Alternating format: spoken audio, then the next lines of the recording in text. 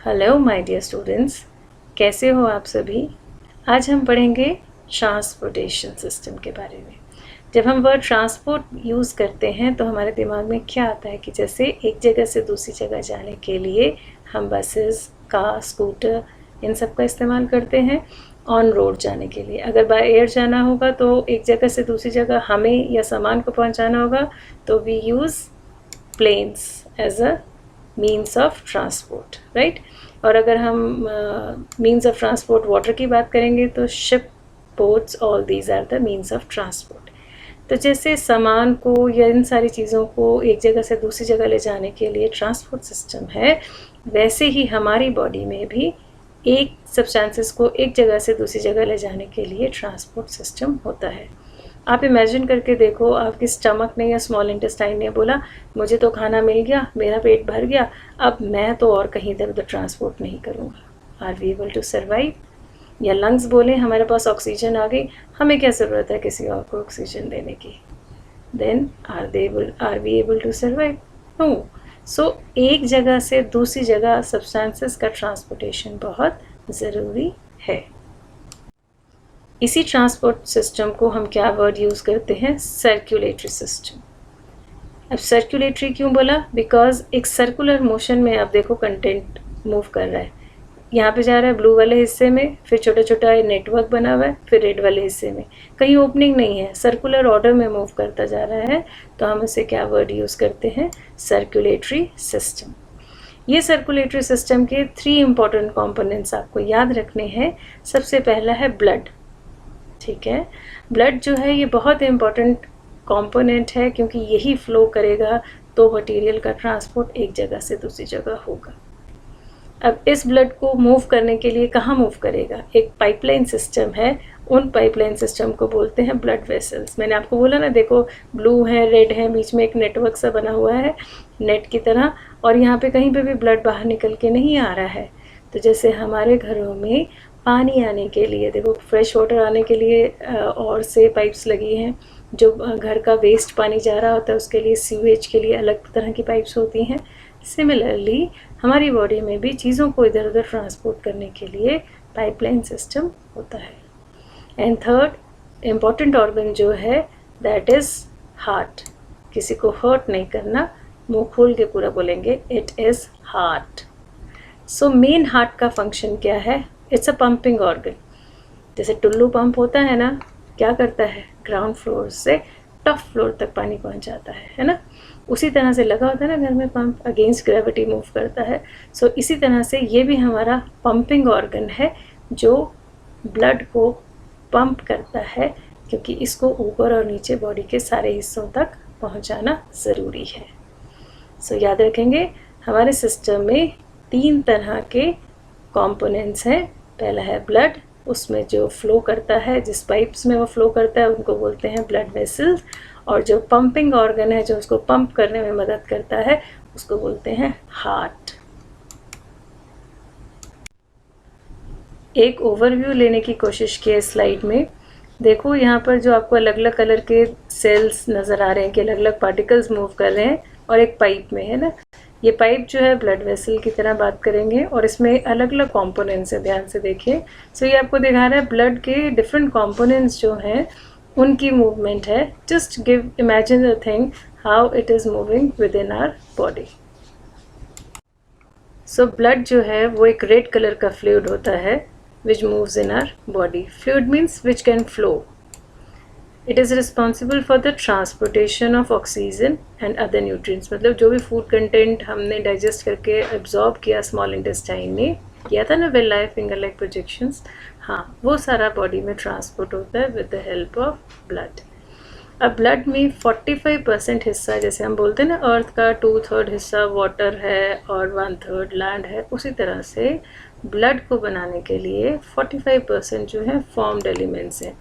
Formed elements हैं वो जो पार्टिकल्स आपको मूव करते हुए फ्लो करते हुए नज़र आ रहे हैं ना, वो होते हैं, and they are called blood cells. So हम क्या बात कर रहे हैं कि ब्लड में जो 45% हिस्सा है वो किसका है? ब्लड सेल्स का।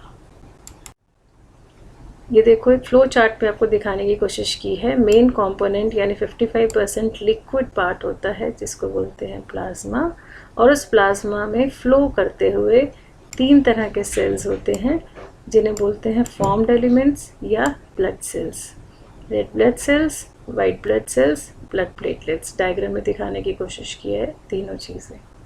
सो ये क्या है? Blood cells. और यहाँ पे जो वाइट पोर्शन है you can related it with plasma, यानी एक ब्लड का ड्रॉप बनाने के लिए इनमें ये सारी चीज़ें होंगी, यानी प्लाज्मा और बाकी सब सेल्स। कितने तरह के सेल्स? 3 तरह के सेल्स। अब एक एक करके इन सेल्स को स्टडी करते हैं। First of all is red blood cells. इनका दूसरा नाम क्या है? एरिथ्रोसाइट्स। धीरे धीरे याद करने की कोशिश करो, याद हो जाएंगे नाम, और आप इसी बेसिस पे लेंगे। देखो कि हम सेल्स को दूसरा नाम क्या यूज़ करते हैं रेड ब्लड सेल्स के लिए? एरिथ्रोसाइट्स। इनका नंबर काफ़ी ज़्यादा होता है। और आरबीसीज ट्रांसपोर्ट ऑक्सीजन। तो रेड ब्लड सेल्स जो होते हैं उनका मेन काम क्या है? ट्रांसपोर्टेशन ऑफ ऑक्सीजन, जो हमारे हर एक सेल को ज़िंदा रहने के लिए, एनर्जी बनाने के लिए चाहिए। और ब्लड का कलर रेड कलर क्यों होता है? क्योंकि उसके पास पिगमेंट प्रेजेंट है, that is known as haemoglobin. जैसे लीव्स का कलर कौन सा होता है? ग्रीन होता है, because of green pigment chlorophyll.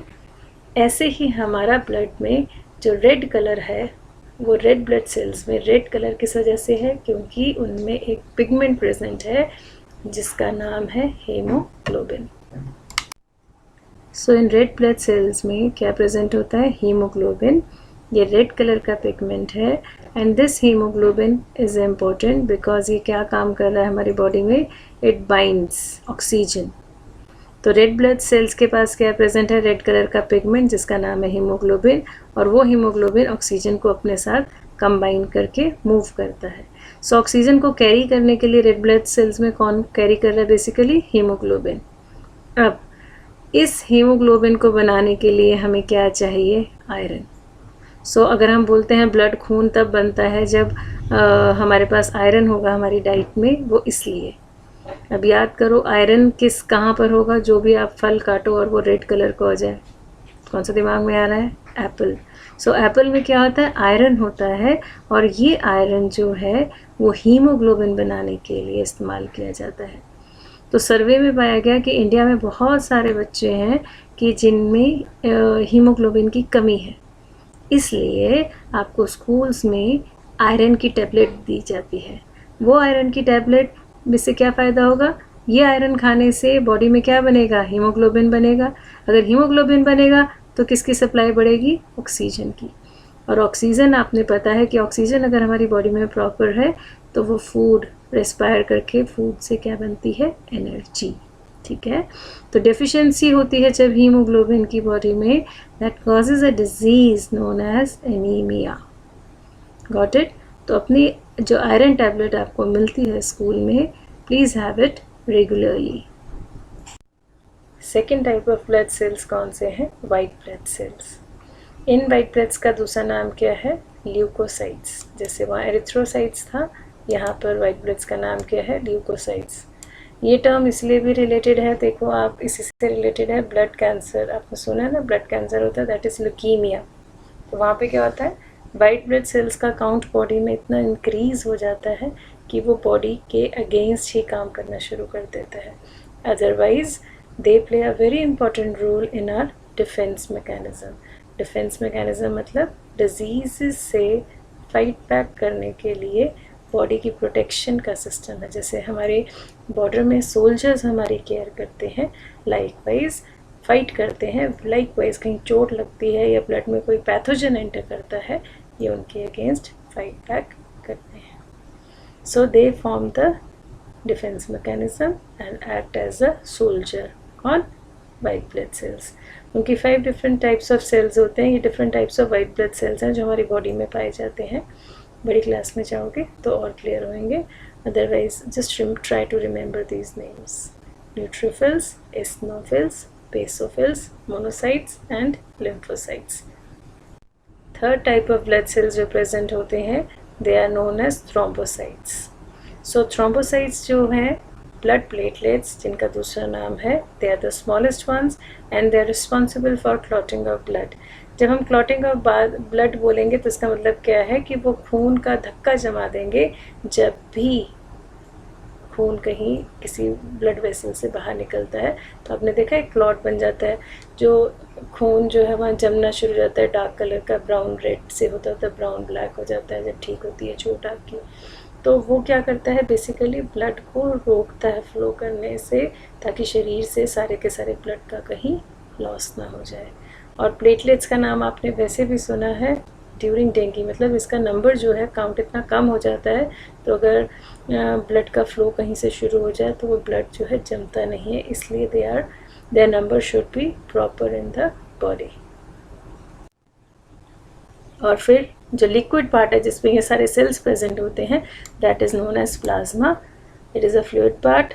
इसमें ज़्यादातर क्या है, वाटर है, और इसमें प्रोटीन्स होते हैं, ग्लूकोज, मिनरल्स जो भी हमारी बॉडी ने एब्जॉर्ब किए, फूड न्यूट्रिएंट्स, वो सारे इसी के थ्रू ट्रैवल करते हैं, प्लाज्मा। सो एक बार फिर से देखो क्या क्या कंपोनेंट्स पढ़ लिए, याद हो जाने चाहिए। मेन लिक्विड पार्ट है प्लाज्मा, और उसके साथ है रेड ब्लड सेल्स जो ऑक्सीजन का ट्रांसपोर्ट करते हैं, वाइट ब्लड सेल्स जो सोल्जर का काम कर रहे हैं, और ब्लड प्लेटलेट्स तो क्या करते हैं, ब्लड को क्लॉट करते हैं, बॉडी के अंदर नहीं, बॉडी के बाहर की तरफ। अगर रास्ते में सोचो इस रास्ते में ये क्लॉट बना देंगे तो खून जम जाएगा, मूवमेंट नहीं होगी। तो जब बॉडी से बाहर अगर ब्लड आना शुरू होता है, वहाँ प्लेटलेट्स जो है उसका क्लॉट बना देते हैं। सो मेन फंक्शंस अब सभी बच्चे याद करेंगे। न्यूट्रिएंट, वेस्ट मटेरियल जैसे यूरिया बना है, गैसेस, कार्बन डाइऑक्साइड और ऑक्सीजन की ट्रांसपोर्टेशन, इम्यूनिटी प्रोवाइड करता है, वाटर के लेवल को मेंटेन करके रखता है, हीट का प्रॉपर डिस्ट्रीब्यूशन करता है all over the body, end of course last but not the least, clotting of blood. तो एक बार फंक्शंस ऑफ ब्लड और कंपोनेंट्स ऑफ ब्लड अब आपको आनी चाहिए। अब ये ब्लड को फ्लो करने के लिए मैंने क्या बोला था, इसमें ना पाइप्स होती हैं, उन पाइप्स को हम क्या वर्ड यूज़ करते हैं, blood vessels, carry to different parts of the body. तो कितनी तरह की ब्लड वेसल्स होती हैं, 3, आर्टरीज, वेन्स एंड कैपिलरीज। ठीक है, ये 3 तरह की ब्लड वेसल्स हमारी बॉडी में पाई जाती हैं। सो याद रखेंगे 3 तरह की ब्लड वेसल्स हो गई, आर्टरीज, कैपिलरीज एंड वेन्स। या मैंने तुम्हें दिखाने की कोशिश की है, जो हम अपने हैंड्स में ऊपर देखते हैं ये वाले हिस्से में, ये देखो, ये सुपरफिशियली जो है ये वेन्स होती हैं, सुपरफिशियल मतलब ऊपर ऊपर नज़र आती हैं। आर्टरीज जो होती हैं वो डीप सीटेड होती हैं, मतलब अंदर को ऑर्गन्स के बीच में, ऐसे भी स्किन के बीच में जाकर होती है, कहीं कहीं नज़र आती है। जहाँ पे हम पल्स देखते हैं ना डॉक्टर आपकी, वो आर्टरीज वहाँ होती हैं। अदरवाइज तीसरी तरह की कौन सी है, कैपिलरीज। ये देखो जो हार्ट से आ रही हैं ब्लड को लेके वो है आर्टरी, बीच में नेटवर्क बनाती हैं कैपिलरी, और जो हार्ट की तरफ को जाती हैं वो है वेन्स। ये हाथ से तुम्हें दिखाने की कोशिश की है, देखो एक बाजू को वेन ले लो, एक को आर्टरी, और जब अपने फिंगर्स को इस तरह से जोड़ोगे तो एक नेटवर्क बन गया, तो उसको क्या बोलेंगे, कैपिलरी। अब इस एरिया में जहाँ जहाँ ये नेटवर्क बना होगा ना बेटा, एक्सचेंज ऑफ सब्सटेंसेस वहीं होगा। एक्सचेंज मतलब कि इधर से उधर चीज़ें तभी जाएंगी, चाहे वो ऑक्सीजन गैसेस हैं, चाहे वो फूड है, चाहे वो वेस्ट मटेरियल है। ना आर्टरी से कुछ चीज़ बाहर निकल सकती है, ना वेन से। कहाँ पर एक्सचेंज होता है, पतले पतले नेटवर्क में, जिसे हम क्या वर्ड यूज़ करेंगे, कैपिलरीज। ठीक है, so arteries carry oxygen rich blood and from heart to organs. Veins जो होती हैं वो क्या करती हैं, डीऑक्सीजनेटेड। डीऑक्सीजनेटेड मतलब जिसमें ऑक्सीजन कम होगा, तो उसमें क्या होगा, कार्बन डाइऑक्साइड। और उन दोनों को थिन ब्लड वेसल्स जो कनेक्ट करती हैं वो होती हैं कैपिलरीज। ये देखो सारी जगह कैपिलरी नेटवर्क होगा तो ये एक्सचेंज होगा। अब यानी इस हिस्से में एक्सचेंज हो रहा है, ऑक्सीजन जा रही है और कार्बन डाइऑक्साइड बाहर आ रही है। Likewise transportation of nutrients, gases और वेस्ट जितना भी होता है, that takes place through capillaries. So main दोनों के डिफरेंसेस आपने किए हैं। पहले में क्या है, arteries oxygen rich blood, veins carbon dioxide rich blood, और उसका दूसरा नाम क्या रखना है, deoxygenated blood. Carry blood from the heart to all, A for artery, A for away from heart लेके जा रही है सारी बॉडी की तरफ, और इससे ऑपोजिट वेन्स क्या है, वो ब्लड को वापस हार्ट की तरफ लेके आ रही हैं। ये ज़्यादा इलास्टिक होती हैं, थिक वॉल्स होती हैं, इनकी वॉल्स थिन होती है, दोनों का डिफरेंस याद रखना है। और हाई प्रेशर से ब्लड किस में मूव करता है, आर्टरीज में, लेकिन वेन्स में इसका फ्लो कम होता है, इसलिए इनके पास क्या प्रेजेंट होते हैं, वेल्व्स। वेन्स में वी फॉर वेन्स, वी में वेल्व्स प्रेजेंट होते हैं। Got it? सो एक बार ये कंप्लीट स्ट्रक्चर को चेक करो। देखो इसमें सारी जगह से हर एक बॉडी पार्ट में ब्लड का सप्लाई देने के लिए वी हैव ब्लड वेसल्स। ऐसा नहीं है किसी पार्ट में है या किसी में नहीं। सो एवरी जरा सी कहीं चोट लगती है, खून निकल जाता है, क्योंकि हमारी पूरी बॉडी में ये ब्लड वेसल्स फैले हुए हैं, जो कि मेनली 3 तरह के हैं। एक है आर्टरीज, वेन्स और उनको जोड़ने वाली capillaries. So we finish with the blood and the blood vessels. Now left with the third part, that is heart, that will continue further. Thank you for now. God bless you all.